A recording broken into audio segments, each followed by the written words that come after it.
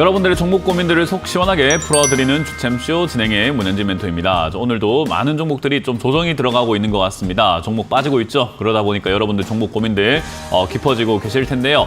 이럴 때 여러분들 옆에 저희가 있습니다. 항상 여러분들 종목 고민들을 해결해 드리고 있으니까요. 오늘도 종목 고민을 전화 상담과 유튜브 채팅 상담을 통해서 해결해 가시길 바라겠습니다. 먼저 유튜브 채팅창에는 여러분들의 종목명과 매수가 그리고 비중까지 올려주시면은 저희가 상담 중간중간에 봐드리도록 하고요. 메인은 전화입니다. 02-3772번에 0269번으로 전화 주시면은 저희가 1부에 이어서 2부까지 2시간 동안 여러분들 고민들을 해결해 드릴 테니까요. 전화를 많이 주시면 되겠습니다. 지금 오늘 조정이 좀 들어가고 있다 보니까 여러분들 종목들도 많이 빠지고 있을 겁니다. 하지만 뭐 그렇게까지 크게 걱정할 만한 단계는 아닌데 그럼에도 불구하고 추가 매수가 필요한지 또는 손절해야 될까 아니면 이걸 좀 더 기다려가지고 본전 탈출은 좀 가능할까 이런 것들 궁금한 것들 있잖아요. 전화를 주시면 저희가 해결해 드리겠습니다. 제가 항상 조금 이렇게 희망사항만을 이야기해 드리는 것이 아니라 항상 있는 그대로 말씀을 드리기 때문에 여러분들에게 좀 직설적인 조언을 드리니까 도움 많이 되실 거라고 생각을 해봅니다. 자, 그럼 여러분들 고민들 해결하기 앞서서 일단 시장이 좀 어떤 상태인가 확인을 한번 해보고 출발을 해볼까 싶은데요. 시장 조정이 좀 들어가고 있습니다. 1.2% 정도 코스피가 빠지고 있는 모습이고요. 코스닥 같은 경우도 0.7% 정도 이렇게 빠지고 있어요. 뭐 비중으로 따진다면은 이렇게 비율로 따진다면 코스피가 조정이 좀 더 많이 들어가는 듯한 모습이지만 종목 비율로만 본다면은 사실 지금 코스닥이 좀 더 많이 밀리고 있다라고 생각하는 것이 맞을 것 같습니다. 코스닥은요 지금 400대 1100입니다. 그러니까 450대 1100이니까 하락하는 종목이 굉장히 많다라고 보면 될 것 같고요. 코스피 같은 경우는 이제 300대 570입니다. 그러니까 하락 폭에 비해서는 하락하는 종목의 개수가 압도적으로 막 높거나 하진 않죠. 보통 이 정도 1.2% 하락하고 있으면 한 200대 600, 한 50 정도 이렇게 형성이 되어 있는 것이 일반적일 것 같은데 지금은 오히려 하락하는 종목의 개수가 생각보다 많지 않다라는 겁니다. 왜 이렇게 생각보다 많지 않은 종목들이 하락을 하고 있는가 하면요. 지금 이제 코스피가 최근에 이렇게 지수가 올라오고 있을 때 제가 여러분들께 강조해드렸던 거 기억나실 겁니다. 지수는 올라가고 있지만 내 종목은 안 가고 있을 것이고 가는 놈만 몇 명이 이렇게 가고 있는 거고 거기다가 지수에 돈에 쏠리면 상으로 가고 있는 것이다. 그렇기 때문에 올라오는 종목들이 좀 터무니없는 종목들이 좀 올라오고 있고 그리고 안 가는 종목들이 조금 많은데 상승 종목의 개수보다 하락하는 종목의 개수가 많은데도 지수가 올라가고 있다는 것은 돈에 쏠림 현상만 일어나고 있다는 겁니다. 특히나 금융주의 어떤 이렇게 급등이라고 하던가 금융주도 지금 리스크가 굉장히 크죠. 홍콩 ALS 사태 그거 이제 보상하고 나면 영업이익을 상당 부분을 반납을 해야 된다라는 것과 그리고 부실, PF 대출로 인해서 지금 건설사 부실 대출들이 지금 불거져 나오고 있잖아요. 그래서 그런 부분들이 여러 가지가 아직까지 악재들이 남아 있는데도 불구하고 저평가라고 해서 PBR이 낮다고 해서 밸류 프로젝트라는 그런 명목하에 주가만 올라갔을 뿐이죠. 사실 그렇게 올라올 만한 기업은 아니었더라는 거죠. 그래서 이제 그런 부분들이 너무 주도를 했지 않았나 생각이 들고요. 반도체 같은 경우도 지금 우리나라 시장이 앞으로 이제 성장해 나가야 되는 시장인 거지 지금 상황은 위기가 맞습니다. 그리고 위험 요소들도 반도체 시장에 굉장히 많죠. 지금 이제 메모리 반도체와 비메모리 반도체에 대해서 아직까지 이해를 못하는 분들이 조금 많이 있는 것 같던데 우리나라는 메모리 반도체 시장에서 좀 강자라고 생각하시면 되고요. 실제로 AI 반도체가 이제 앞으로 성장해 나가면서 사양이라던가 수요가 증가할 것을 비메모리 반도체 쪽이죠. 그럼 이제 메모리 반도체 시장에서의 변화는 어떤 게 필요할 것인가 하면 이제 HBM이라던가 이런 식으로 조금 고대역폭 메모리들이 이렇게 많이 필요할 수 있다라고 전망을 하고 있지만 실제로 필요한 쪽은 CPU와 그래픽 카드인 GPU입니다. 거기에 우리나라의 점유율은 3%가 되지 않습니다. 그렇기 때문에 사실 이제 그런 걸 따져본다고 했을 때는요. 우리나라 시장에게 엄청나게 좀 기회가 많이 열려 있는가라고 하면은 사실 그렇진 않은데 AI 반도체에 대한 관심과 그리고 반도체 관련주들에 대한 어떤 기대감들이 형성이 되다 보니까 적자가 나고 있음에도 불구하고 그리고 아직까지 흑자로 예전만큼 복구가 된 것도 아님에도 불구하고 SK하이닉스가 고점을 찍고 올라가는 형태가 만들어졌다는 거죠. 그러다 보니까 이제 반도체가 좋은가 보다 생각하면서 반도체 관련주로 돈이 들어가게 되고 아까 말씀드렸던 금융주 쪽으로 돈이 들어가게 되고 그 두 가지 현상이 나타나면서 지수를 끌고 올라가게 되었는데 사실 그거 말고는 딱히 올라올 만한 종목이 없었고요. 특히나 저는 이제 상한가에 들어간 종목들이 굉장히 중요하다라고 말씀을 많이 드려요. 오늘날에서 가장 중요한 종목이다. 왜냐하면 오늘 시장에서 제일 센 종목이라는 거기 때문에 그 제일 센 종목이 뭔가를 보면 시장이 강하다 또는 약하다를 판단할 수 있는데 최근에 급등 나왔던 상한가에 들어간 종목들 보면은 품절주 또는 재무제표가 안 좋은 뭐 관리 종목이 들어가 있거나 하는 그런 기업들, 그리고 정치 테마주, 개별 호재로 급등 나오는 종목들, 이슈빨로 올라오는 기업들, 그거 말고는 딱히 매력적인 기업들이 없더라라는 겁니다. 그렇기 때문에 대장주라던가 주도주가 없이 지수만 위에서 버티는 것처럼 보이게 된다면은 이건 실질적인 조정이다라고 말씀을 드렸는데, 그 실질적인 조정이 끝나나 했습니다. 2680포인트를 뚫고 올라가면서요. 그런데 저기를 뚫자마자 바로 미국 지수가 빠지기 시작을 하고요. 미국의 CPI 지수와 PPI 지수, 물가가 지금 둘 다 올라가고 있다는 것과 지금 또 유가 올라가고 있죠. 유가가 올라가게 되면은 기름 안 들어가는 제품이 또 뭐가 있겠습니까? 제가 쓰고 있는 이 안경 만드는데도 기름이 들어갈 겁니다. 그렇기 때문에 기름 안 들어간다라고 할 만한 제품은 없어요. 그러니까 기름값이 올라가게 되면은 또 물가 상승을 자극하는 거 아니냐라는 거죠. 그래서 올해 6회 정도 금리 인하를 할 거다라고 했던 연초의 예상과 기대치에 반하게 올해 금리 인하가 한 번도 없을 수도 있다라는 그런 전망까지 나오고 있다 보니까 금리 인하에 대한 기대감들이 사라지고 있는 거죠. 그러니까 기대 부풀러서 증시가 올라갔는데 기대감이 없어지니까 실망으로 변질되고 있다라는 겁니다. 그게 버티면서 진행이 되나 했더니 조정이 조금 들어가는 형태로 만들어지고 있는 거고요. 이 조정이 들어가도 아직까지는 괜찮습니다. 제가 2680포인트를 뚫을 때도 설명해드렸지만은 2620포인트, 저 아래쪽에 있는 여기를 무너뜨리지 않는다면은 여전히 그냥 허공에, 여기 허공에서 대롱대롱 달려있는, 여기서 머물고 있는 형태라고 생각하시면 되기 때문에 그냥 머물고 있을 뿐이지, 머물다가 이 방에도 가고 저 방에도 가고 하는 거지 이 집을 떠난 것은 아니라고 생각하시면 됩니다. 그래서 2620포인트에서 2680포인트를 여전히 주목할 필요가 있다. 결국 지금 조정은요, 그냥 실질적인 조정 플러스에서 외부적인 조정, 이제 외부로 보여지는 조정까지 같이 들어가고 있는 것이다 생각하시면 되고요. 이 조정이 이제 쉬어가는 건지 아니면 깊게 이어질 건지는 2620포인트가 무너지나 안 무너지나를 체크 한번 해보시면 답이 나올 것이다 라고 생각이 듭니다. 자, 어찌됐든 지금 이렇게 조정이 들어간다고 해서 네 종목까지 많이 빠지거나 하지는 않습니다. 네 종목은 이미 바닥에 있었고 지수가 올라가거나 지수가 올라와서 이렇게 기대감 때문에 움직일 때 네 종목이 같이 움직인 건 아니기 때문에 올라갔던 기업들이 조정을 받는 거지 내려가 있는 기업들은 조정을 별로 안 받습니다. 그래서 밑에 그대로 여전히 아마 있을 겁니다. 그렇기 때문에 지금은 네 종목을 추가 매수를 해야 될까 말아야 될까 고민을 많이 해야 될 텐데요. 총선 전후로 해가지고 역시나 관련주들이 움직일 수 있고 그 이후로도 여러 가지 정책 테마 플러스해서 또 이제 규제를 뭐 타파시키겠다라는 그런 이야기들 많이 나오고 있기 때문에 역시나 우리가 흔히 말하는 테마주들이 많이 만들어질 가능성이 높습니다. 그래서 지금 우리가 다가올 시기에 네 종목이 올라갈 수 있는 종목이라고 한다면 가져가는 게 맞을 거고, 여유가 있다면 추가 매수 포인트도 빨리 확인을 하는 것이 좋을 것 같습니다. 많은 분들이 그냥 무턱대고 올라왔다고 추가 매수를 해버리거나 뭐 무턱대고 떨어졌다고 추가 매수를 해버려가지고 일을 그르치는 경우들이 좀 많죠. 그래서 제가 여러분들께 강조하는 게 추가 매수하기 전에 전화를 한번 주시고 확인하고 하신다면 오히려 여러분들께 굉장히 도움된다라고 설명해드리고 있잖아요. 그 점 참고하셔가지고 02-3772번에 0269번으로 전화를 주셔가지고요. 추가 매수가 가능한지, 그리고 손절을 굳이 할 필요가 없는 시장인데 여러분들이 손절 고민하시는 분들도 많더라고요. 손절한다고 하더라도 어느 지점에서 좀 하는 것이 가장 손실을 줄일 수 있는 방법인지를 우리가 같이 생각해보는 시간 갖도록 하겠습니다. 자, 그럼 여러분들 종목 고민들을 지금 전화 오고 있기 때문에요. 전화를 받으면서 제가 한 분 한 분 풀어가 보도록 하겠습니다. 전화 받습니다. 여보세요? 여보세요? 네, 안녕하세요. 문현진 멘토입니다. 네, 안녕하세요. 수고하십니다. 네, 어떤 게 궁금하세요? HD 현대건설기계를요. 네. 좀 사고 싶은데 네. 어느 선에서 좀 매수가 가능할는지 물어보고 싶어요. 일단 업종이 현대건설기계란 말이에요. 그죠? 네. 이거를 굳이 사셔야 되는 이유가 있나요? 건설업종에 이렇게 엮여있는 기업을 내가 지금 굳이 사야 되는 이유가 무엇인지를 제가 여쭙고 싶은 거예요. 그게 만약에 이유가 있으면 사도 되는데 굳이 아니라고 한다면 건설을 왜 사는지가 조금 저는 이제 의아한 거거든요. 요즘 건설업종 별로 안 좋은 거 알고 계시죠?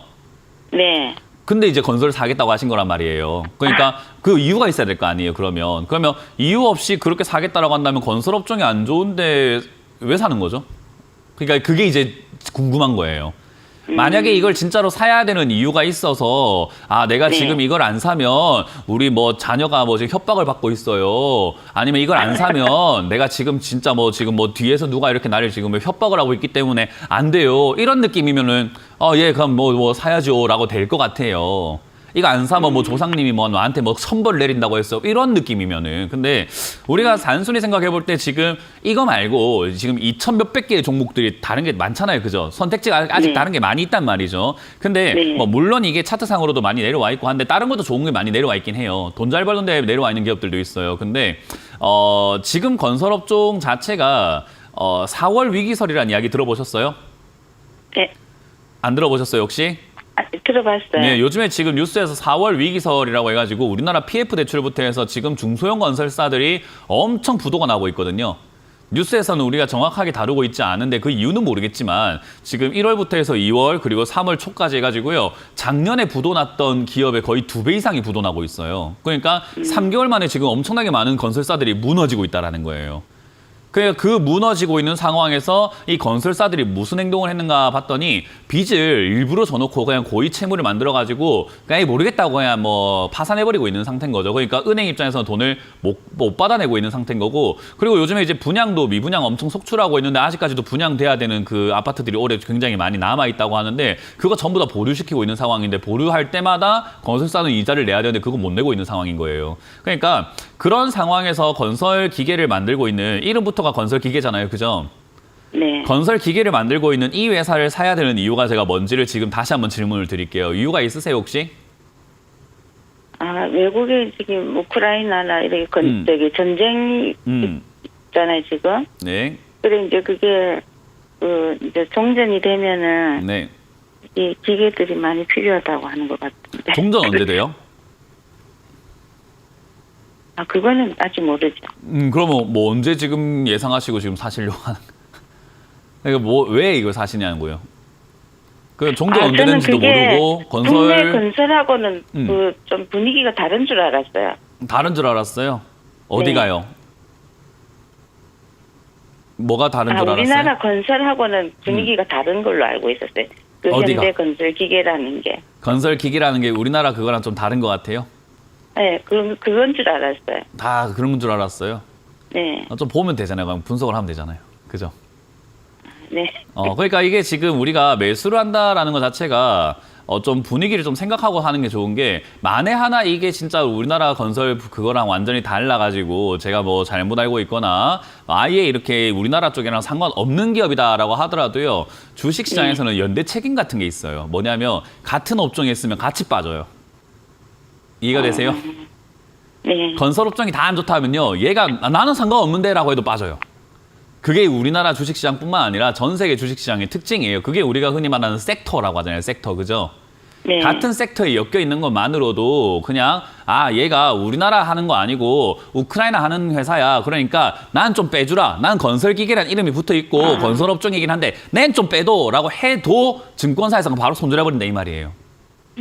그러니까 그런 분위기에 속해 있느냐 안 속해 있느냐가 더 중요한데 우리 일반 개인 투자자들은 아니 이거 뭐 우크라이나 쪽이랑 엮이면 우리나라랑 상관없는 거 아닙니까? 라고 생각하는 거예요. 그러니까 나 내가 생각했는데 좋아서 샀는데 왜 이렇게 빠지지라는 그런 일들도 발생이 되는 거죠. 어쨌든 저는 이거를 지금 뭐 사지 마라라고 하는 그런 이유가요. 이거 말고 다른 종목이 좋은 게 많기 때문이다라고 설명해드리고 싶고요. 지금 이거는 단기적으로 올라갈 것 같아요. 한 7만 원 정도까지는 이렇게 반등이 나갈 차례라고 생각이 드는데 여기까지 이렇게 목표를 갖고 뭐 대응해갖고 수익 내기에도 저는 그렇게까지 탐탁치 않다라는 거죠. 왜냐하면 지금 당장 코앞에 지금 건설사들이 막 분위기가 안 좋기 때문에 여기서 갑자기 내일 당장에 뭐 3월 중순이라든지 내일 당장부터 해서 증권사에서 야 건설사 우리 비중 줄이자라고 하는 순간 이거 주가가 빠지기 시작한단 말이에요. 네. 그냥 그렇게 결정할지 안 할지 알아요? 몰라요? 그러니까 모르죠. 그런 리스크가 있는 거예요. 지뢰 같은 게 있는 거죠. 그러니까 내가 지금 사면 지금 분위기로서는 아마 한 7만 원 정도까지 올라갈 수 있을 것 같다라고 생각해서 샀는데 갑자기 내가 예상치 못하게 증권사에서 건설업종 야 분위기 줄여 지금 약간 리스크가 큰 것 같아라고 만약에 결정이 딱 나버리면은 주가가 3만 5천 대나 2만 원대까지 쭉쭉 내려가는 겁니다.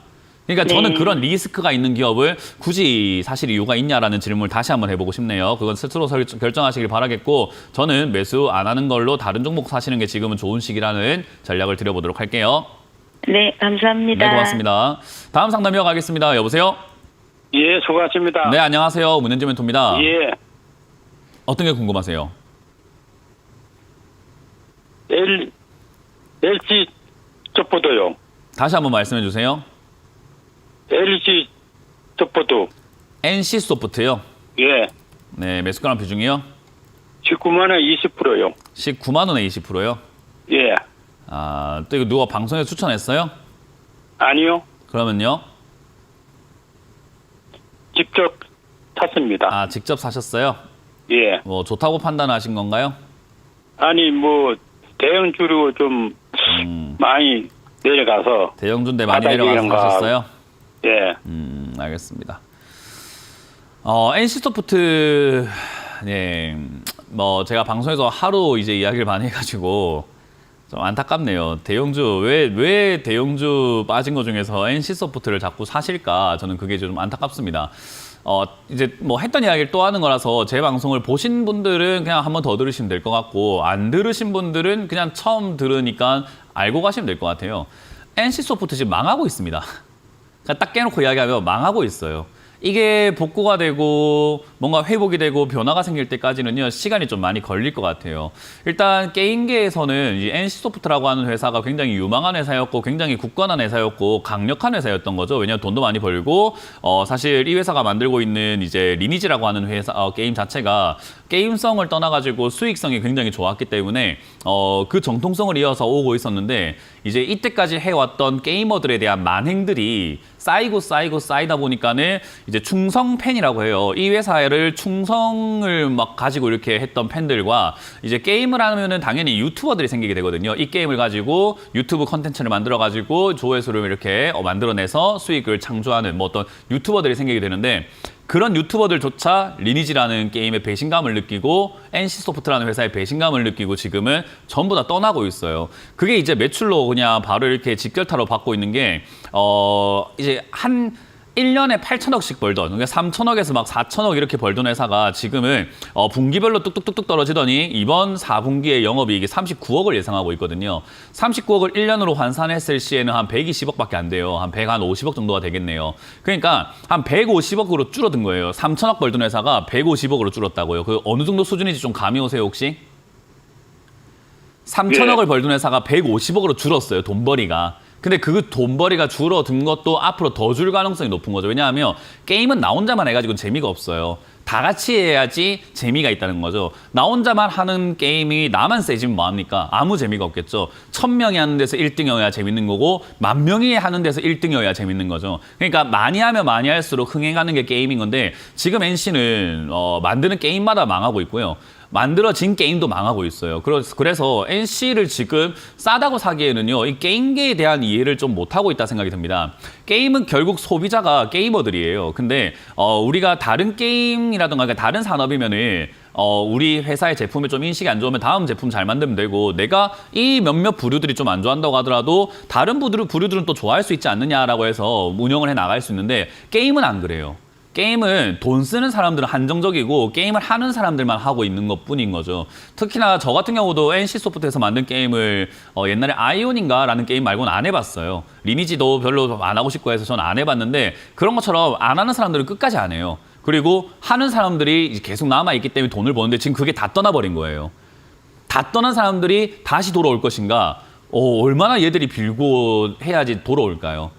그 돌아오기까지 저는 주가가 여기서 바닥 잡기도 지금 힘들지 않나라는 생각이 좀 들거든요. 그러니까 주가가 많이 빠졌다고 해서 사면 안 되는 기업 중에 하나가 저는 NC소프트라고 이야기하고 싶은 거예요. 왜냐하면 이거는 지금 게임계를 너무 모르시기 때문에 그냥 단순히 싸니까 사고 있는 거예요. 단순히 싸니까 산다라고 하면 저기 제가 늘 비유로 하는 게 정육점 가가지고요. 돼지 발톱을 1kg에 한 100원에 사오세요. 그거 뭐 하실 겁니까? 아무 뜻 쓸모가 없잖아요. 그죠? 똑같은 느낌. NC소프트는 아직까지 바닥을 잡았다라고 하긴 그렇고요. 단기적인 단타로서 매매를 해야 되는 건데 그렇게 하기에는 이 종목은 단기적인 단타 매매도 매력이 없지 않나 생각이 드는 거죠. 그러니까 이런 게 우리가 흔히 말하는 지하실 파고 내려가는 종목이 되는 겁니다. 왜냐하면 이거는 산업에서 게이머들에게서 완전 배척당한 기업이에요, 지금. NC소프트 지금 존망이 달려있다라는 거죠. 이거 망하거나 진짜 완전히 부도가 나버리거나 아니면 다시 일어나거나의 기회가 지금 만들어지려고 하는 건데 이번에 새로 만들었던 TL이라고 하는 게임이 만들어지자마자 정말 정광석화처럼 망해버렸어요. 그 상황에서 이게 다시 이제 뭐 서비스를 해 나가서 나중에는 다시 호평을 받을 수도 있겠지만 지금은 아닙니다. 그 말은 결국 이건 바닥 잡는데 시간 엄청 오래 걸릴 건데 이걸 지금 싸다고 매수하신 것 자체가 저는 좀 그 스토리와 이 망해가고 있는 기업에 대한 어떤 기대감을 조금 시청자님도 가질 수 있는지에 대한 의문점이 남네요. 저는 그래서 종목 교체하시는 게 어떨까? 약간 이게 어쨌든 주가가 그냥 내려가진 않아요. 이렇게 안 좋은 기업도 반등 나오고 하면서 내려가기 때문에 여기서 반등을 이렇게 나올 수 있는데 그 반등 노리고 들어가기엔 리스크가 너무 크지 않냐라는 겁니다. 그래서 저는 종목 교체가 낫지 않나라는 의견을 드려보고 싶고요. 제가 이렇게 NC소프트에 대해서 설명을 많이 해드리는 이유는 제발 사지 마세요. 이거 지금 싸다고 살만한 기업 아닙니다. 지금 NC소프트는 주기적으로 상담 들어오고 있는데 제발 사지 마세요. 라는 이야기를 해드리고 싶기 때문에 설명을 해드렸다는 점 기억하시면 되겠습니다. 자, 다음 상담 이어가도록 하겠습니다. 전화 받습니다. 여보세요? 여보세요? 네, 안녕하세요. 문현지 멘토입니다. 예, 안녕하세요. 수고하십니다. 네, 어떤 게 궁금하세요? 롯데 렌탈요. 롯데 렌탈이고요. 매수가랑 비중이요? 예. 매수가 32,000원이고요. 네. 비중은 한 20% 가까이 돼요. 뭐 일단 지금 당장에는 괜찮을 것 같아요. 롯데렌탈 자리가 잘 잡혀 있고요. 이제 차량 렌탈이라든가 우리 흔히 말하는 그냥 일반 그 가전제품 렌탈 이런 것들까지 이렇게 엮여 있는 기업이라고 생각하시면 되는데 롯데렌탈은 거의 뭐 자동차 렌탈로 보시면 됩니다. 근데 왜 제가 괜찮다라고 보냐면은 지금 이제 이 렌트 사업이라든가 이런 것들이 앞으로 좋을 것인가 하면은 저는 약간 반반이라고 봐요. 반반. 왜냐하면은 지금 금리가 너무 높아요. 그죠? 그래서 저도 금리가 이렇게 높아지기 전에 완전 저금리 때는 차 한번 바꿔볼까 생각을 했었어요. 코로나 딱 터지기 전에요. 그리고 터지고 난 다음에도 차를 한번 바꿔볼까 싶기도 했었어요. 금리가 너무 싸가지고요. 근데 그때 바꾸려고 계획을 했었는데 2021년에 금리가 막 올라가기 시작하니까는 자동차 할부 금리도 너무 올라가 버리는 거예요. 그래서 제가 차를 안 바꾸고 있는 거나 타야 되겠다라는 생각을 해버리게 된 거죠. 근데 제 주변 친구들을 보니까 있는 차도 지금 팔아야 되는 상황이 놓여진 친구들도 많은데 차가 없이가 생활이 안 되다 보니까 렌트를 단기적으로 이렇게 좀 이렇게 필요할 때마다 렌트를 해서 쓰려고 하는 친구들도 꽤나 많아지고 있고요. 거기다가 이 자동차가 할부 비용이 이렇게 너무 높아지고 문턱이 높아지다 보니까 이게 일반적으로는 안 되다 보니 이런 렌트카라든지 이런 렌탈, 금융업을 하는 쪽으로 가가지고 약간 고금리를 준다 하더라도 그래도 불구하고 이제 차를 사는 저신용자들도 지금 많아지고 있더라고요. 거기에 그런 여러 가지를 상황 생각 한번 해봤을 때 렌트 사업이 경기가 안 좋아지게 되면은 좋은 산업이 될까라고 했을 때 좋아질 수도 있겠구나. 근데 반대로 경기가 안 좋은데 차를 탈까라고 했을 때 안 탈 수도 있겠구나. 이런 생각이 들다 보니까 반반인 거예요. 이해가 되세요? 예. 근데 어찌됐든 지금 분위기상으로는 회사가 돈을 잘 벌고 있습니다. 그래서 돈을 잘 벌고 있고요. 영업이익과 이런 것들도 아직까지 크게 꺾이거나 하는 그런 흐름은 나오진 않고 있어요. 그래서 저는 이 분위기라고 한다면은 잘 벌고 있고, 그러니까 돈을 이렇게 잘 벌고 있는 회사인데다가 우리가 요즘에 흔히 말하는 그 PBR이 낮은 기업 이라고 하잖아요. 거기에 저 PBR이라는 쪽으로 엮여 있어요. 그래서 지금 0.7로 이렇게 떨어져 있는 PBR을 생각 한번 해볼 때 이 기업은 지금 여기서 자리 잡고 나면은 분위기만 그러니까 바람만 잘 불면 앞으로 나아가겠구나. 그래서 약간 위로 올라갈 수 있겠다. 근데 그 이후의 흐름은 아까 말씀드린 것처럼 반반이라서 분석하기가 어려운 산업 같아요. 경기가 안 좋을 때 렌탈 산업이 과연 좋을까 안 좋을까 이건 많이 좀 이렇게 저울질 좀 해봐야 될 문제인 것 같아요. 그거를 내가 저울질 해가지고 난 좋은 것 같다라는 생각이 든다면 다시 사는 게 맞는데 나는 좀 애매한 것 같다라고 한다면은 안 사시고 다른 종목을 사시는 게 좀 낫지 않나라는 조언을 드리고 싶은 겁니다. 어찌됐든 지금은 분위기상 올라갈 가능성이 높다라고 생각이 들고요. 위쪽으로 올라올 때는 한 32,000원대에서 35,000원대까지 올라갈 수 있기 때문에 추가 매수는 없이 그냥 들고 가셔가지고 올라올 때 약수익으로 마무리 지은 다음에 다시 한번 판단 한번 해보시고 저도 아직까지는 좀 애매모호하거든요. 애매모호하니까 저는 이런 종목을 사겠다는 생각이 잘 안 들어요. 그래서 잘 모르면 안 한다는 주의가 있거든요. 저는요. 내가 모르면 안 해야지라는 주의가 있어요. 그래서 저는 롯데렌탈을 매수 추천을 하기는 좀 어렵다. 그냥 함구하겠다라고 생각하시면 되겠습니다. 이해가 되셨나요? 예, 그런데 제가 이걸 상장할 때 조금만 받아가지고 추가했거든요. 네, 그런 건 중요하지 않습니다. 뭐 어쨌든 간에 지금 32,000원 산 거고 그거 이외에는 뭐 내가 뭐 때문에 샀는지 이래 샀는지 저래 샀는지 뭐 어떤 상황인지 몰라도 돼요. 그냥 지금은 방금 말씀드렸던 것만 기억하시면 됩니다. 고맙습니다. 다음 상담 이어가겠습니다. 여보세요? 여보세요? 네, 안녕하세요. 문현지 멘토입니다. 네, 안녕하세요. HL 만도 37,500원에 10%예요. HL 만도 37,500원에 10%요. 네. 네. HL 만도 같은 경우는요, 제가 상담 몇 번 해볼 때마다 말씀을 드리지만은 그냥 기다리면 된다라고 이야기를 해요. 이게 우리가 흔히 말하는 주가가 이렇게 내려가고 있는 기업이잖아요. 그죠? 네. 내려갔을 때 답이 없는 기업이 있어요. 근데 내려갔을 때 내려가니까 그냥 주가가 싸게 할인이 되는 기업이 있거든요. HL 네. 만도가 그렇다라고 보면 되고요. 그러면 네. 지금 HL 만도를 신규로 매수하고 싶냐라고 물어본다면, 누군가가 저한테 신규로 사고 싶냐고 물어본다면 저는 그건 아니에요. 왜냐하면 바닥 안 잡았는데 누가 사요? 이 떨어지는 칼날이잖아요.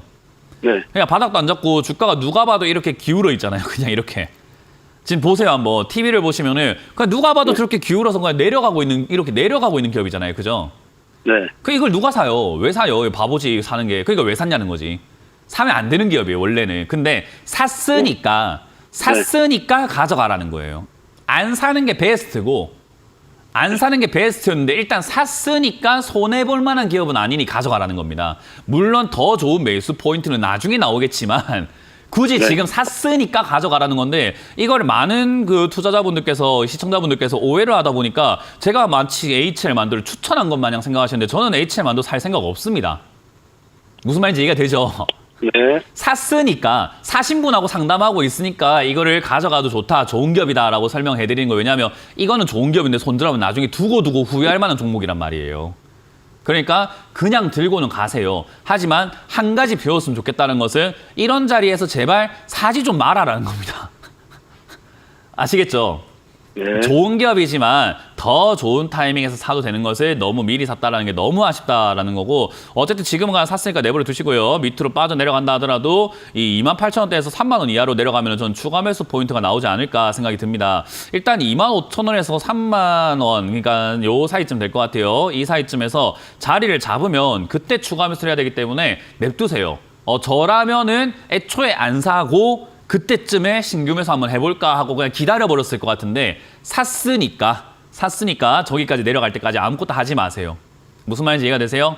네. 그래서 이거는 저기 아래쪽까지 내려갔을 때는 HL 만도가 정말 좋은 기업이에요. 지금 이제 자동차 산업이라고 하는 것도 계속해서 성장해 나갈 가능성이 높고, 지금 판매량도 굉장히 좋고 영업이익도 너무 좋은데, 주가가 한때 너무 급등 나와가지고 거품 빠지고 있는 상태니까, 거품 빠지고 2019년과 똑같은 주가 위치까지 간다면요, 이렇게 생각하시면 돼요. 이 영업이익을 한번 보도록 할게요. 왜 제가 좋다고 이야기하냐면은, 영업이익을 봤을 때 2019년에 영업이익이 2,000억이에요. 2,100억 정도가 됩니다. 그리고 2018년에 영업이익이 한 1,974억 정도가 돼요. 매출은 5조대고요. 근데 얘가 2018년, 19년에 그때 있었던 주가가 25,000원대에서 33,000원대예요. 그러니까 저 자리에 지금 그대로 다시 온 겁니다. 무슨 말인지 이해가 되죠? 네. 그 당시 그 정도 돈 벌 때와 같은 자리 왔는데, 지금 그때보다 돈도 많이 벌고요. 매출도 많이 올라갔습니다. 그러면 주가가 위에 있는 게 맞습니까? 원래 밑에 있는 게 맞습니까?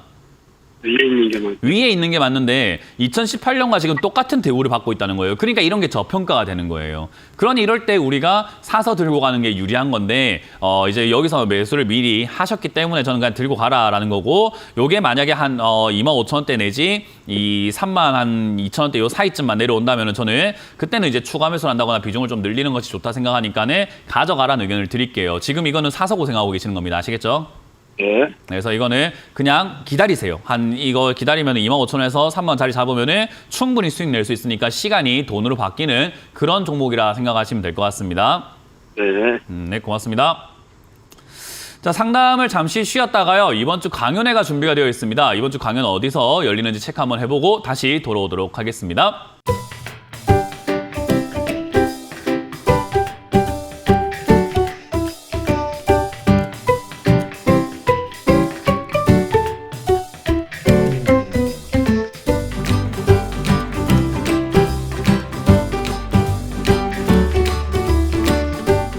네, 이번 주 강연 잘 보셨죠? 오프라인 강연 준비가 되어 있습니다. 창원으로 갈 거고요. 창원에서 오후 2시에 여러분들 만날 준비가 되어 있으니까요. 창원 컨벤션 센터 6층 601호로 오후 2시까지 와주시면 되겠고요.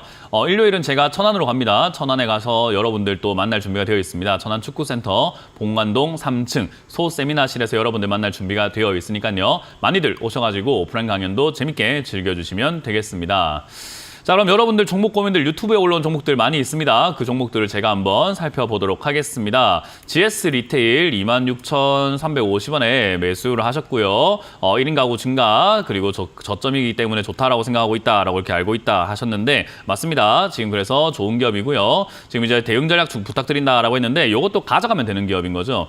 우리가 주식을요 이제 개인 투자자들이 돈을 못 버는 이유는요 딱 하나입니다. 못 가져가기 때문에 그래요.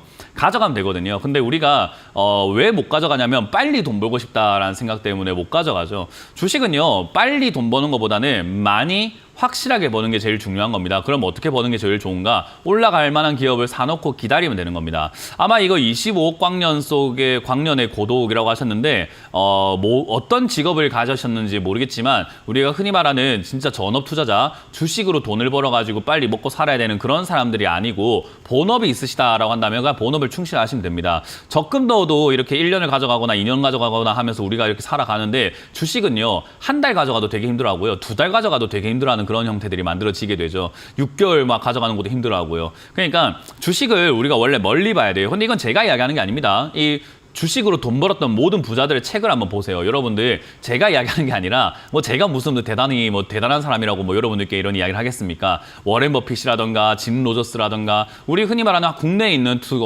슈퍼겜이라고 불리는 투자 대표들 있잖아요. 그런 분들 이야기 한번 들어보세요. 시간이 전부 다 돈으로 바뀐다라고 이야기하는데 개미들만 우리 개인 투자자들만 맨날 빨리빨리 생각을 하죠. 그러다 보니까 이렇게 돈 잘 벌고 주가가 내려와 있는 이런 기업들을 가져간다라는 개념이 잘 없는 거예요. 그러면 제가 이제 다른 종목 대신에 GS 리테일을 저 이렇게 좋다고 생각해서 이야기했으니까 다른 종목 대신에 GS 리테일을 샀을까요? 살라고 이렇게 추천하거나 또는 사야 된다고 제가 생각을 할까요? 하면 그건 아닙니다. 여러분들 상담 방송 되게 엉터리로 보고 계세요.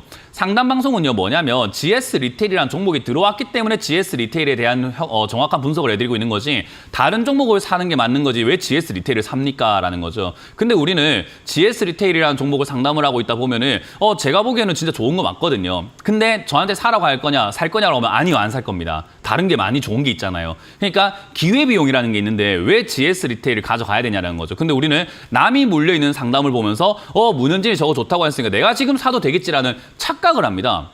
저는 그게 되게 엉터리 매매라고 생각을 하거든요. 제가 예를 들어가지고 어떤 기업이 좋다라고 했을 때 그 기업을 여러분들이 사야 된다고 착각을 해버린다는 거죠. 저는 그건 아니라고 생각을 해요. 그거는 상담을 하고 있기 때문에 그 사람하고의 대화인 거지 여러분들이 매수해야 되는 어떤 근거가 되진 않는다라는 겁니다. 어쨌든 이것도 HL 만도와 같이 사서 고생하고 있는 겁니다. 결국 사가지고 고생을 하고 있는 거지 이왕 샀으니 가져가도 되는 기업이라고 똑같은 대우를 받을 수밖에 없는 거죠. GS 리테일을 상담하셨던 분들과 똑같은 처지에 놓이신 겁니다. 그러니까 샀으니 가져가세요. 정말 좋은 기업 맞고 올라갈 기업이 맞고 이거는 추가 매수를 해가지고 가져가는 게 훨씬 더 유리한 기업이기 때문에 이 2만 원에서 자리 잡으면은 올라갈 기업이고요. 지금 편의점의 매출이라던가 영업이익은 앞으로 더 올라갈 거예요. 더 성장해 나갈 가능성이 굉장히 높기 때문에 이거는 들고 가셔가지고 추가 매수해가지고 매수가 낮추시고 올라갈 때 수익 내는 게 맞습니다. 그러니까 이것도 가져가면 돈이 되는 기업이라고 생각하시면 돼요. 이 방송을 보면서 다른 시청자분들이 GS 리테일을 또 산다면은 똑같은 대우를 받는다 생각하시면 돼요. 그냥 저는 지금 GS 리테일을 왜 사야 되는지는 모르겠습니다. 근데 들고 있는 분들한테는요. 그렇다고 해갖고 이게 안 좋은 기업은 아니기 때문에 상담 이게 그러니까 여러분들 좀 잘 알아야 됩니다. 좋은 기업을 좋다고 하는 것뿐인 거예요. 그러니까 사야 되는 기업이냐라고 하면은 지금 타이밍이 왜 삽니까가 정답이 되는 거죠. 그러니까 그거를 여러분들이 이해를 못하다 보니까 막 사버리는 것 같아요. 그러니까 그것 좀 조심하시길 바라겠습니다. 좋은 기업입니다. 들고 가시길 바라겠고요. 2만 원대 지금 여기서 자리 잡으면은 추가 매수를 조금 과감하게 하셔도 좋을 것 같다. 2만 원대 자리 잡는 거 한번 보고 다시 한번 문의를 달라라는 조언을 드려보도록 하고 기다리시면 돈이 되는 기업이다라고 생각하시면 좋을 것 같습니다. 다음 상담도 이어가겠습니다. 다음 상담도 유튜브에 올라온 종목인데요. DIC, 지금 DIC를 상담을 해주셨네요. 5,500원에 매수를 하셨다고 했습니다. 추가 매수를 하기에 지금은 늦은 건가요? 라고 했을 때는요. 당연히 늦었죠. 주가는 올라오기 시작하면 추가 매수가 아니라 매도 관점입니다. 그래서 상승 시 매도, 하락 시 매수라는 관점으로 대응을 하시면 되고요. DIC라고 하는 이 기업이 지금 영업이익이 적자에서 흑자로 이렇게 돌아선 기업인데다가 회사가 지금 이제 보면은 자동차 부품이라던가 중장기 부품이라던가 모터사이클 이렇게 부품을 제조한다고 하죠. 자동차 부품이라든가 이런 쪽들은요 올라갈 가능성이 매우 높다라고 설명해드리고 있잖아요. 얘도 이제 그쪽으로 엮여 있기 때문에 역시나 지금 상승이라든가 영업이익이라든가 이런 것들이 다 호평을 받으면서 슬슬슬슬 위로 머리를 들고 있는 것 같습니다. 지금은 전 좀 더 홀딩해서 들고 가기를 추천드릴게요. 왜냐하면 아래쪽에서 이렇게 쌍바닥을 그려놓은 상태인데다가 이 쌍바닥이 위쪽을 뚫어놓은 상태다 보니까 추가 상승 여지가 남아 있습니다. 그래서 이거는 올라갈 가능성이 높으니까 6,000원에서 6,500원까지 가져가시는 게 좀 좋지 않을까라는 조언을 드릴 거예요. 그래서 위쪽으로 올라오면은 아마 팔아내실 수 있을 것 같고요. 굳이 추가 매수는 안 해도 되기 때문에 올라갈 때 지금 한 6,000원에서 6,500원 딱 노리고 팔아내시면 된다는 조언을 드릴게요. 아마 이 상담 보고도 우와, 그 문현진이 DIC 좋다고 했으니까 6,000원 간다 했으니까 사야지, 이런 사람이 있는 게 저는 참 안타깝다 이 말입니다. 그런 생각을 하지 마세요. DIC 살 바에 딴 거 사는 게 맞잖아요. 그러니까 여러분들이 상담 방송을 보면서 관심 종목을 늘려나가면서 발굴을 하는 건 맞는데 지금 당장에 사야 되는 타이밍은 아니라는 것만 기억을 하세요. 만약에 DIC를 사야겠다 하면 4,000원대 사야지 누가 지금 바보같이 여기 삽니까? 그러니까 그런 행동을 하지 말라라는 것을 다시 한번 말씀을 드립니다. 다음 상담 이어가겠습니다. 다음 상담도 유튜브에 올라온 종목을 보도록 하겠습니다. 어보브 반도체입니다. 어보브 반도체를 16,000원대 매수를 하셨다라고 하셨고요. 비중이 20%라고 하셨는데 일단 눌림목을 한번 공략을 해보고 싶으셨나 봐요. 16,000원대 일단 갭 자리가 무너지는 이제 갭의 이 아래쪽에까지 빠졌을 때 아마 사신 것 같고요. 차트를 보고 사신 것 같은 느낌은 좀 듭니다. 어떤 지표와 어떤 기준으로 사셨는지 모르겠지만 제가 보기엔 차트를 좀 보고 사신 것 같다 생각이 드는데요. 일단 괜찮습니다. 나쁘진 않았어요. 진입 자리가 아예 터무니없는 자리는 아닙니다. 이게 이제 근거가 없는 자리가 있고요. 근거가 있는 자리가 있는데 이 자리는 여러 가지 근거가 조금 있죠. 여기서 한번 사볼 만한 그런 이유들이 있었다라는 거죠. 충분히 공감합니다. 여기에 갭으로 떨어졌던 시초가, 갭의 시초가 자리이기도 하고 전저점 자리이기도 하고요. 여기 반등 나올 때 무너졌던 자리이기도 해서 사실은 이 자리에 사볼 만하다라는 생각이 듭니다. 그럼 이제 어떻게 하면 되냐면요. 이렇게 단타하실 때 여러분들이 조심하셔야 되는 게 이 종목은 급등을 하고 난 다음에 변동이 생기는 단타 자리잖아요. 이런 단타 자리를 내가 샀다라고 한다면 손절만 잘하면 돼요. 아니다 싶을 때 물러설 줄 알면 된다라는 겁니다. 15,000원짜리가 지지가 돼야 됩니다. 15,000원짜리가 무너지게 된다면 추가 하락이 나와서 다음 저점에서 이제 반등 포인트가 나올 수 있기 때문에 보통 이제 여기서 추가 매수 해가지고 올라갈 때 이득 보면 되지 않나라고 생각하시지만요. 지금 매수 진입 가격이 손절했을 때 그렇게 큰 손절이 필요한 자리가 아니기 때문에요. 15,000원 무너지면 손절했다가 다음 포인트 들어가는 게 맞지 않냐라는 전략을 드릴 겁니다. 이거는 단기적인 관점에서 15,000원짜리 손절 그리고 반등 나왔을 때는 17,000~18,000원에서 단기적인 수익을 내고 나오는 것이 적합한 매매이기 때문에 그런 매매 관점을 잡고 대응을 하시면 되겠고요. 여기서 장기 투자하겠답시고 들어가신다면 그거는 뭔가 좀 투자를 잘못 배우고 계신다라는 이야기를 해보고 싶네요. 관점을 좀 잘못 잡으셨기 때문에 관점을 잘 잡으셔라. 지금 여기는 무조건 단타 자리라는 것만 기억하시면 되겠습니다. 자, 다음 상담은 전화를 받아보도록 하겠습니다. 전화 왔습니다. 여보세요? 여보세요. 네, 안녕하세요. 문현진 멘토입니다. 네, 안녕하세요. 네, 어떤 게 궁금하세요? 네, CS 윈드 77,000원에 30%입니다. CS 윈드를 77,000원에 7,000원에 30%. 30%요? 일단 CS 윈드는 제가 그렇군요. 풍력 발전에 대해서 별로 좋다고 이야기를 안 해드렸던 것 같아요, 계속해서. 그래서 지금 저는 네. 그 생각이 아직도 여전히 별로 변함은 없습니다. 일단 CS 윈드가 최근에 이제 풍력 발전 이런 식으로 올라오게 된 게 최근에 막 올라오고 하는 게 중국과의 협작 이런 이야기도 나오고 있고요. 풍력 발전이 좀 많이 쉬었다라는 이미지도 좀 있고요. 그리고 저점 자리죠. 여기가 이제 흔히 말하는 우리가 무너지면 안 되는 저점 자리 44,000원짜리에서 단기 반등이 나와버렸어요. 근데 단기 반등 나와가지고 얘가 힘이 있었으면은 지난 전고점 이라고 할 수 있는 9만 원까지 올라갔을 텐데 안 갔단 말이에요. 그러면은 힘이 있다는 건가요? 없는 건가요? 없는 거죠. 맞아요. 우리 빠진 운동할 거겠죠. 때 역기 같은 거 들 때 생각하시면 돼요. 힘이 있으면 팔을 쫙 펴가지고 들어 올릴 텐데 힘이 없으니까 들어 올렸다 못 들어 올렸다? 못 들어 올리고 내리고 있는 거예요. 그럼 이 종목이 갈 거라고 생각하는 게 맞습니까? 안 갈 수도 있겠는데 운동 그냥 여기서 멈출 수도 있겠는데라는 생각이 드나요? 이제 힘이 빠져가지고 멈출 것 같아요. 그러니까요. 그러니까 이런 종목들이 반등 나왔을 때 여기서 빠져내려가게 되면 바로 손들하고 나가야 되는 자리가 되는 거예요. 힘이 빠졌을 때를 빨리 파악하고 나가야 된다는 거죠. 그래서 힘이 있냐 없냐를 판단할 수 있는 사람들이 이런 고가 매매를 해야 된다라고 말씀을 드리는 거고요. 어쨌든 지금 이 자리에서는 다시 또 내려왔을 때 얘가 44,000원에서 다시 올라온 다음에 힘을 한번 내보려고 할 거기 때문에 좀 기대를 해보고 기다려도 되는데 44,000원이 왔는데 얘가 반등이 안 나오고 밑으로 무너지게 된다면은 운동 도구 그냥 냅둬놓고 그냥 딴 데 떠나버린 거랑 똑같은 거예요. 그럼 이제 기대를 해야 돼요. 기대가 없어요? 기대가 없죠. 네, 그래서 저점 무너지면 손절해야 되는 자리가 바로 이런 자리가 됩니다. 44,000원 무너지면은 손실폭이 크지만 손절해야 됩니다. 무슨 말인지 이해되세요? 네. 어쩔 수 없어요. 이런 자리 매수를 하셨잖아요. 누가 여기 사요? 77,000이라는 이런 어정쩡한 자리에 사놓으니까는 힘든 거예요. 그러니까 이거는 손실 날 수밖에 없는 매매를 하신 거고 이제 그게 현실로 다가오고 있는 단계라고 생각하시면 됩니다. 어찌됐든 44,000원짜리가 우리만 보는 건 아니겠죠. 지금 이 차트를 보고 있는 거의 대부분의 사람들이 볼 수 있단 말이죠. 이걸 분석 안 하는 사람들 빼고는 기관 투자자, 외국인들, 큰 손들, 뭐 전문가들 뭐 할 거 없이 전부 다 44,000원 되면 반등 나갈 수도 있겠다 생각하다 보니까 44,000원쯤 되면 뭐가 생기냐면 당연히 자연스럽게 매수세라는 게 생기게 돼요. 이해가 되세요?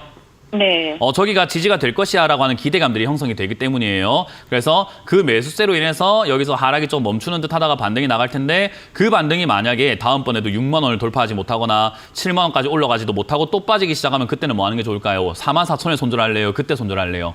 6만 원에 손절해야죠. 맞아요. 그게 맞는 거라고요. 그래서 지금 풍력 발전이 앞으로 성장해 나갈 산업인가 하면요. 지금 전 세계가 원자력 쪽으로 다시 눈을 돌렸단 말이에요.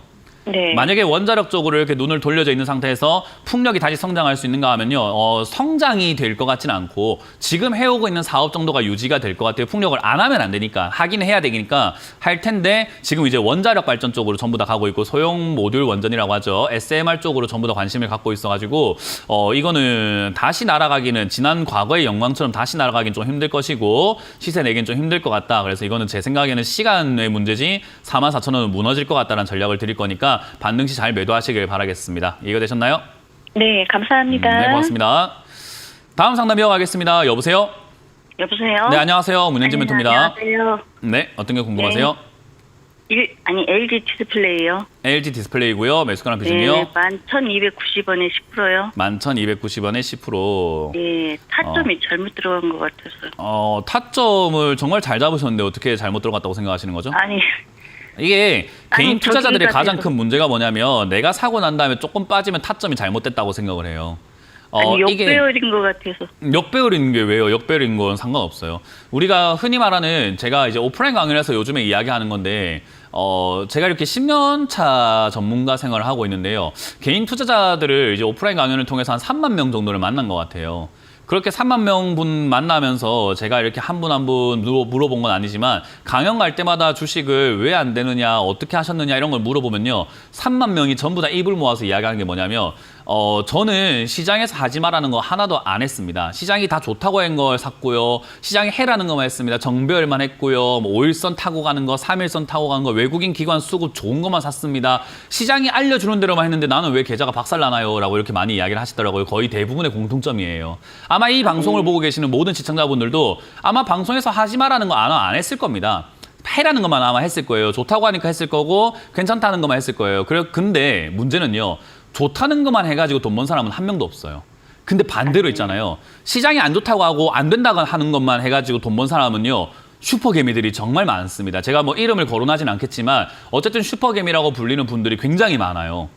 안 된다는 걸 했는데 그렇게 됐더라는 거죠. 근데 된다고 하는 것만 했더니 안 되더라는 거예요. 그러니까 제가 말하고 싶은 건 역배열이 안 된다고 누가 그래요. 역배열이 안 된다고 TV가 그러고 세상이 그러고 다른 전문가들이 다 그러죠. 그죠? 네. 그죠? 저만 빼고 다 그럴 거면 저는 역배열 사라 그러거든요. 근데 사람들은 역배열 하지 마라 그럽니다. 외국인 기관 수급도 이거 안 좋을 거예요. 왜냐하면 역배열이니까 아마 안 좋을 거예요. 한번 볼까요? 지금 이거 보시면은 네, 외국인도 개인만 그렇고 기관도 막 팔고 있죠. 그죠? 네, 개인만 사고 있어요. 그러니까 이런 거 개인이 사는 것도 사지 마라고 하잖아요. 그죠? 네. 시장이 하지 말라는 행동이에요, 이게. 근데 시장이 하라는 거였고 돈을 버냐는 거지. 시장이 하라는 거였고 돈 벌면, 방송에서 하라는 거였고 돈 벌면 전부 다 부자죠. 근데 제가 만난 개인 투자자들은요, 시장이 하라는 대로 해가지고 돈 날려 먹는 사람들입니다. 그럼 우리는 시장이 하라는 대로 하는 게 유리합니까? 안 하는 게 유리한 겁니까? 안 하는 게 유리하죠. 맞아요. 그게 유리한 거예요. 근데 우리가 생각 한번 해보세요. 모두가 예스라고 하는데 나 혼자 노라고 하니까 불안해요? 행복해요?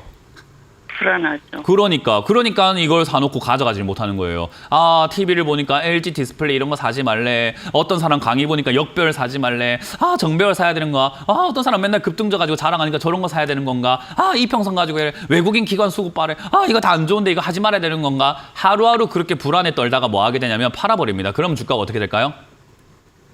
올라가요. 맞아요. 내가 파니까 올라가기 시작하는 거예요. 그러니까 제가 말하는 이 역발상 투자라고 하는 게요. 대중이 생각하는 것과는 반대로 해야 돈이 벌린다라는 거고, 이거는 투자의 주식만 이야기 아니라 부동산이든 코인이든 아니면 사업이든 아니면 우리 인생에서도 그런 거잖아요. 그죠? 예. 그렇기 때문에 사실 우리가 생각 한번 해볼 때 LG 디스플레이라고 하는 이 기업을 정말 저는 타점 잘 잡았다고 생각해요. 이거보다 싼 가격이 어디 있어요? 지금 LG 디스플레이를 들고 있는 2004년부터 지금까지 들고 있는 모든 역사 속의 사람들은요, 시청자님보다 다 비싸게 들고 있는데 지금 행복한 겁니까? 불행한 겁니까? 시청자님은 지금 제일 싸게 들고 있다니까? 그러니까 이걸 가지고만 가면 되는데 이제 시청자님께서 말씀하셨던 아니 남들이 안 된다고 하는데 내가 이거 사가지고 너무 불안한 거예요. 그거 못 이겨내면은 돈 날리시면 되는 거예요. 이해가 되세요? 네. 저는 이거 가져가라는 의견을 드릴 거고요.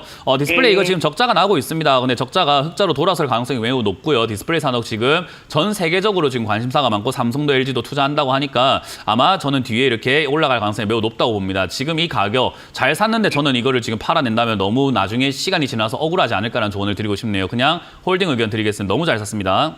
네, 알겠습니다. 네, 고맙습니다. 다음 상담 이어가겠습니다. 여보세요?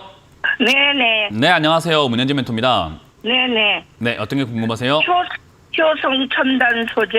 효성 첨단 소재고요. 매수가랑 비중이요? 42만 6,500원. 42만 6,500원에 10%. 일단 이 기업이요. 주가가 당장에는 이 30만 원에서 40만 원, 50만 원대 여기서 지금 자리를 잡고 있거든요. 다행스럽게도요. 실적도 지금 이제 뭐 조금은 줄고는 있습니다만은 뭐 그럼에도 불구하고 흑자가 나고 있고 적자 나는 건 아니기 때문에 기업의 문제가 크진 않아요. 그래서 사실 이 기업도 지금 이제 우리가 흔히 말하는 뭐 타이어 보강제라든지 자동차 뭐 부품이라든가 이런 쪽으로 엮여가지고 예전에 이제 수소차 관련주로 엮였던 기업이에요. 네. 그래서 넥소라고 아세요? 수소차 그 현대차 넥소? 네네. 거기에 이제 탄소로 인한 뭐 자동차 보강제를 판다 뭐 이런 이야기 해가지고 수소차 관련주로 뭐 급등이 나왔던 기업인데 요즘에 이제 전기차에 관심이 많지 수소차에 관심이 별로 없잖아요, 그죠? 네. 그러다 보니까 주가가 못 가고 있는 거예요. 근데 네네. 이 전기차가 발전을 해 나가면서 우리나라는 현대차가 계속 수소차에 대한 고집을 많이 부려왔었어요. 그래서 수소차에 대한 관심도가 높아질 거라 생각이 들고요. 이 리튬 배터리라고 하는 것이 친환경인가라고 했을 때 타고 다니는 건 친환경인 것처럼 보이지만 그걸 만드는 과정이 굉장히 비친환경이에요. 환경 엄청 오염시키거든요. 그게 리튬 배터리 하나 만드는 데 있어가지고요. 리튬 채굴하는 데 있어가지고 방사능도 엄청 나오고 그거 오염수 후쿠시마 오염수에 뭐 버금갈 정도로 지금 중국이 리튬 그거 하면서 오염수 바다에다 뿌리고 있는데 그 뉴스 안 나와요. 그러니까 이게 친환경이냐에 대한 논의가 있는 거예요. 그래서 그러다 보니까 이게 수소차에 대한 관심이 다시 또 성장이 나가고 있는데 지금은 총선 전후기 때문에 해가지고 이거 총선에 무슨 수소차 이야기를 누가 합니까? 나 좀 뽑아주세요. 유세를 하지. 그죠? 그래서 끝나고 나면 아마 정책적으로 수소차라든가 이런 쪽에 대한 이야기들이 나올 가능성이 저는 높다고 봅니다. 그래서 지금 이 33만 원대, 31만 원대 여기가 지지가 된다면은 다시 50만 원대까지 올라갈 가능성이 있다라고 보고요. 지지가 안 된다면은 다시 올라갈 가능성은 있는데 주가만 빠진 거예요. 그러니까 올라가긴 할 건데 내려갔다 가게 된다는 거죠. 그러면 내가 저 내려갈 때 매수가만 낮추게 된다면 그 다음 상승 때 어떻게 되는 거죠? 수익을 내거나 본전 탈출이 가능한 거죠. 그래서 이거는 혹여나 20만 원대까지 내려간다고 하더라도 그냥 어쩔 수 없어요. 안 샀으면 좋았는데 샀잖아요. 그죠? 네네. 그래서 여기서 손실을 내고 나오면 너무 인생의 역사의 오점이에요. 그래서 저는 그렇게 손실을 내지 마시고 그냥 현금은 있으세요. 추가 매수할 정도의 현금. 네네. 그러면 그 현금 절대 딴 데 쓰지 마시고 딴 종목 사지 마시고 요걸 위한 추가 매수 자금으로 빼놓는 겁니다. 그래서 20만 원대까지 떨어지거나 한다면 그때 다시 한번 전화 주셔가지고 이제는 추가 매수해도 되겠습니까? 라고 저한테 물어보시면 되는 거예요. 네. 그래서 결론은 30만 원대 여기 무너지지 않으면은 본전 탈출 또는 50만 원대까지 갈 수 있으니까 그냥 그대로 홀딩. 만약에 네네. 20만 원대까지 내려간다면은 본전 탈출 좀 힘들 수 있으니까 추가 매수를 해야 하니 전화를 다시 달라 이렇게 결론을 내리시면 되겠습니다. 네네. 아시겠죠? 네, 알겠습니다. 네, 고맙습니다. 자, 상담 1부는 여기서 마무리 한번 해볼까 싶습니다. 지금 아직까지 상담 못 하셨다 하시는 분들요, 채널 돌리지 마시고 2부에서 여러분들 고민들 계속해서 해결해 드릴 거니까요. 잠시 차 한잔 하시고 화장실 다녀오시고 한 10분 정도 쉬었다가 다시 한번 여러분들께 인사드리겠습니다. 자, 지금까지 1부 진행의 문현진 멘토였습니다. 고맙습니다.